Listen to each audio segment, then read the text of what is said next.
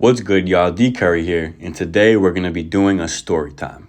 Alright, so this story takes place when I was in either first or second grade.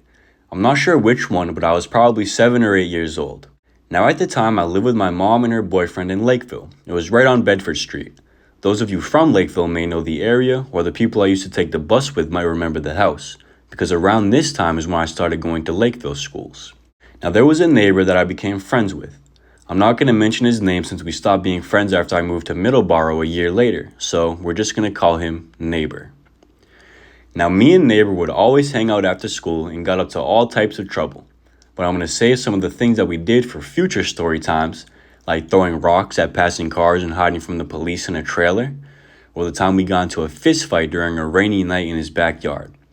But for this one, we're going to be talking about how we set the woods on fire. So Neighbor and I would always steal lighters and cigarettes from my mom and her boyfriend. We would go in the woods to smoke, and we would make small fires with dead leaves and sticks. And we did this pretty often, and we always had the fire under control. But this day we decided to make it a little bigger. We had been hanging out, jumping on the trampoline, doing flips, wrestling, and pretending we were superheroes, the usual. My mom and her boyfriend went into the garage. So me and Neighbor ran inside the house and grabbed a couple lighters. I remember we couldn't find any cigarettes on this day, which was very disappointing, but little did we know we would have bigger things to worry about. We ended up making our way into the woods. Now, my mom's boyfriend's house had a pretty long driveway from the back of the house to the woods. He was a mechanic and had all types of cars lined up, so it was quite an adventure making our way into the woods from my yard. But once we got there, we found a spot to light the fire. Now, it wasn't a great spot because there was a dead tree right next to where we started it. But obviously, we neglected the fact that something bad could potentially happen.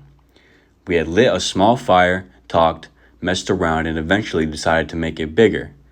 So we added more sticks and tons of leaves. We sat for a while, and out of nowhere, the dead tree next to us had caught on fire, spreading up the whole side of it. We began freaking out and tried putting it out with our shoes to no avail when it began to really spread. We looked at each other in shock and decided we would go grab some water to put it out. But by the time we got back, it had spread even further, really putting panic into our souls. So, we had decided to go tell our parents. He ran into his house and I ran into the garage. I told my mom and her boyfriend that we had accidentally started a fire. My mom completely freaked out and began yelling at me. She grabbed me by my shirt and dragged me outside to fill up a bucket with water, while she ran to check out the situation. Her boyfriend filled up his bucket and ran into the woods. While I was filling up my bucket, I had seen Neighbor and his stepdad running to the fire, going faster than I have ever seen him run. I tried my best to carry the bucket of water into the woods, but it was way too heavy for me and too far. I had seen my mom racing back over to me to take the bucket. She had yelled at me to go inside, so I rushed inside and headed up the stairs and looked out the window.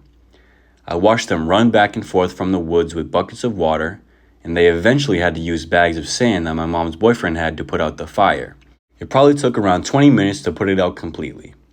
And once everything was in the clear, my mom came inside and had a very long talk with me. I was grounded and could no longer see or hang out with Neighbor. Fast forward a few weeks, possibly a month, I was able to hang out again. So Neighbor and I went to check out the damage we had caused.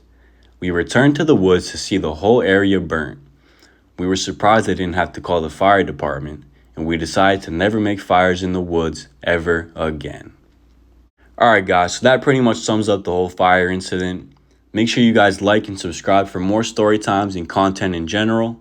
Thank you so much for watching, and I'll see y'all next time. Take care.